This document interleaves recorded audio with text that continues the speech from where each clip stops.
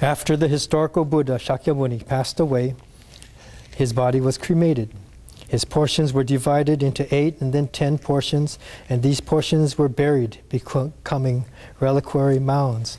So way back then, they buried the remains. They're just mounds of dirt, just like just a mound of dirt. But people used to come, and they would walk, remembering the Buddha, remembering his teachings, appreciating and being mindful of that. And so they would walk around these mounds, right? And this was their meditation, paying their respect to the historical Buddha. Later still, the remains were further divided and distributed. A small portion of his remains are kept in the stupa above the San Francisco Buddhist temple. So then this ties in what happened in those days to the beginnings of the Buddhist churches of America, the beginnings of Buddhism going to other continents, okay? They were a gift from the King of Siam, signifying the planting of the Dharma into the North American continent. The original mounds became places where followers would gather to recognize and honor the life of the Buddha. An early practice was to circumambulate these mounds. Followers would walk around these mounds in mindful meditation, reflecting upon the life of the Buddha and the gift of the Dharma that we have each received through him. This is the origin of the walking meditation, circumambulation. That is the basis of our meditation marathon. Okay? The model of walking meditation with reciting the Nembutsu comes from Shinran's own experience on Mount Hiei. Shinran had undertaken a 100-day walking meditation, reciting the Nembutsu, Namandabu. And this was a meditative practice. Okay? Still today, a few do this same practice. A determined few, mindful and focused meditative effort. So our effort at the meditation marathon is to share in the experience and to gain insight into the effort and struggle of Shinran. In tasting a bit of his life, we will better be able to see into our own lives and recognize the relevance of Shin Buddhism in our lives today. The purpose is threefold. First, to commemorate the 750th memorial for Shinran Shonin through recognition of the theme, Yononaka Annon Nare, may peace and tranquility prevail throughout the world. Second, to activate recognition of our own connectedness by dedicating our participation to family members and friends that we have lost. For example, we can dedicate 20 minutes or 1 hour of walking meditation to a spouse or a relative that we have lost. Okay? So people could sign up and say, I want to do this for my sister who died last year. To utilize the event as a vehicle to educate about the life of Shinran, the efforts and struggles he endured, and through this to gain insight into the Jodo Shinshu teachings. For the YBA and Dharma School, to personalize the life of Shinran Shonin, to do something that he actually did, and then you can feel something closer instead of just a founder who's so far away. The overall Sangha, although most adults might like to think this effort is for others or for the temple, just helping the temple, many of us really don't know that much about the teachings and would benefit from the experience ourselves and fill the gaps in our own understanding of Jodo Shinshu. And third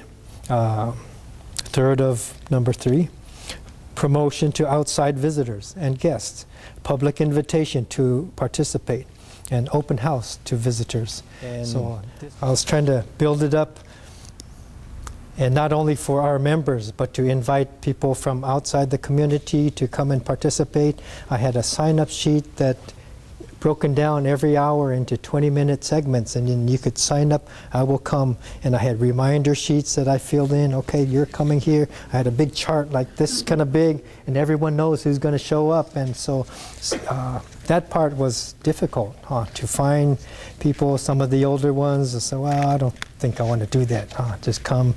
And so the action was Nembutsu recitation. We would walk inside the hondo, and 1 step per syllable, Namandabu, Namandabu. So very mindfully walking. Every time we come to the incense burner, the image of the Buddha, we would turn and bow and then continue. The newspaper in Boise and the local newspaper, the Argus in Ontario, they wrote articles, and I submitted them, and they came and interviewed and all kinds of things to build up this publicity. I went out and sought people, sometimes memorial services or funerals. People come who appreciate what the temple did, but they don't come regularly, So I went to their homes and said, I want you to walk, I want you to sign up, when can you come? And wrote them their reminder sheets. Okay, this is when you're coming, and whenever I would see them, I'll see you at the temple. So really beating the streets kind of thing. So you need to not just leave it to sensei, but you should have a core. I didn't, but it's enough work where if you had half a dozen all doing this to promote and bring people out, I think it would go much easier. The sign-up sheet is key because people could see the participation that's building. And so like this, but you get real tired. Your shoulders get tired, so you could try either way, but we ended up like this, I think. So, okay, this is the signal.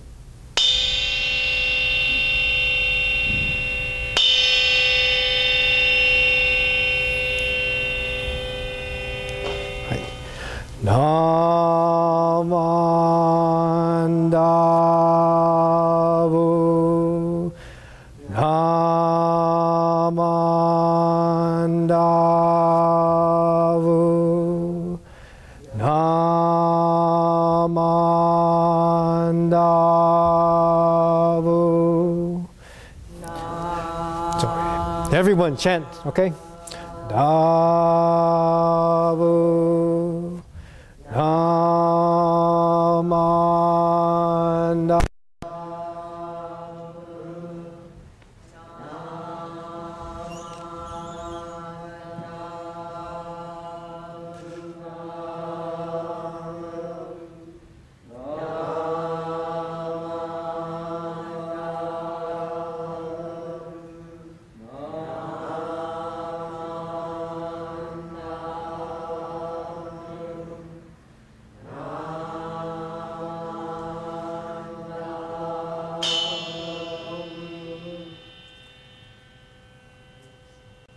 Stop and look at each other. See how the spacing changes a little? We try to stay even. There's big spaces. We ended up having kind of monitors on. Like when you see that happen, we'll slow down a little bit, let that space widen. You're falling behind too much. One person slows down, it gets bottleneck over here.